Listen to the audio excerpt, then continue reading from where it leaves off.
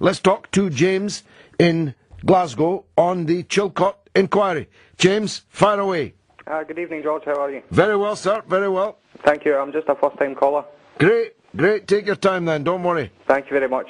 I just wanted to... I watched you on Question Time the other evening, and I just wanted to say it was a great performance from you, George.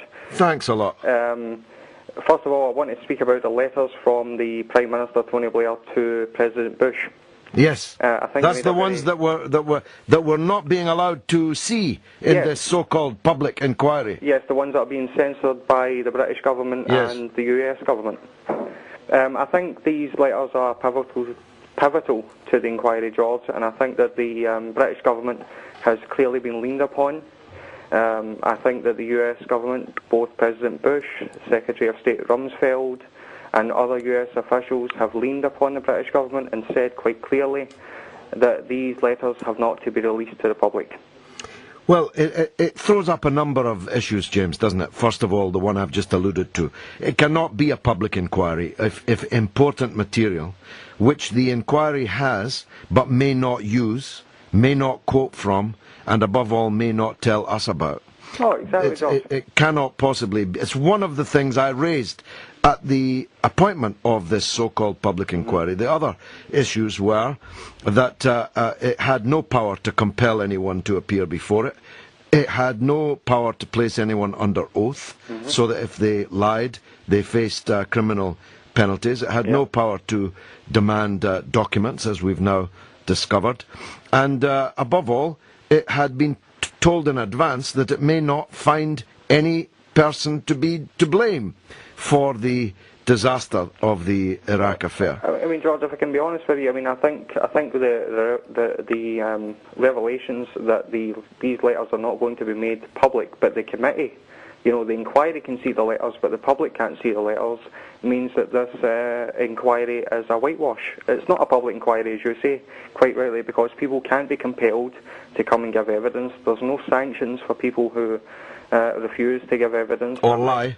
I think that the British public have the absolute right to know the truth if their armed forces have been sent into conflict. And I think that the British government, I think Tony Blair, as you rightly said, is culpable, along with Alistair Campbell, for war crimes. Well, look, we would certainly say so if it was anybody else, if it was anywhere else, if any other country. We're quite willing to go in and invade any other country, just at a whim. But at the end of the day, we've had people, who have been killed here. Rose Gentle, she's been launching a vigorous campaign for justice for her son. There are other people who are serving the armed forces. I've got a cousin in the armed forces who fought in Iraq. And I think at the end of the day, George, to be honest with you, the public deserve to know the full truth, and the fact that these letters are only being made public to a select group of people who are sitting in a non-public inquiry should be made to the public. I mean, did they think that we are idiots? Did they think that the public, couldn't handle the fact that these letters would be made public? Did they think the public wouldn't be able to understand the level of information? I mean, Sir Gus O'Donnell saying that this is a matter for, we can't release these letters because it might affect our international relations. Well, what about our right to know the information? Well, exactly. The right to know the truth.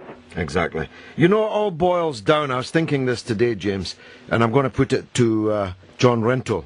Mr. Blair's bottom line is that he invaded Iraq because he believed it was the right thing to do. It was illegal. Yes. It has been disastrous in its consequences, but that he believed it was the right thing to do. Well, Hitler believed it was the right thing to do to invade Poland, but that didn't make it right. Exactly, John. It was illegal, it was disastrous in its consequences, and the people responsible for it were hanged at Nuremberg in large numbers. Because Nuremberg established that the most serious crime of all was the launching of aggressive war. Of course, George. I mean, George, can I be honest with you? Right. I was a Labour supporter, right? And to be frank with you, I never always agreed with your policy, and never always agreed with what you thought. Yeah. But I'm starting to understand that you are. Is there any chance that you could stand for the Glasgow North East constituency at any point in time, George? Well, James, if I was ever going to stand for anywhere, I wouldn't be mentioning it on here because that would be an abuse of my position at the microphone. So thanks for a terrific call.